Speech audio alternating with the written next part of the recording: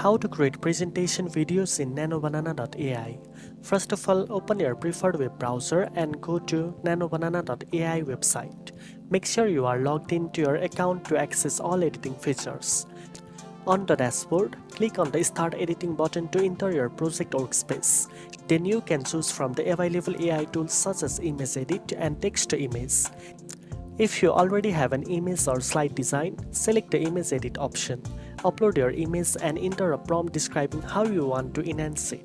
For example, you can ask the AI to make it more professional, add clean backgrounds, or adjust colors for your presentation style. But if you don't have an image ready, you can use the text-to-image feature. Simply type a detailed prompt describing the type of presentation slide or visual you want, and the AI will generate an image that fits your presentation theme. Once you have created or edited all your images, download them and arrange them in order using any presentation or video software such as Microsoft PowerPoint, Google Slides, or CapCut. Finally, you can add transitions, voiceovers, or background music to turn these slides into a complete presentation video. Now you know how to create presentation videos in NanoBanana.ai. If you found this tutorial helpful, don't forget to like, share, and subscribe for more tech tips. Thanks for watching, and I'll see you in the next one.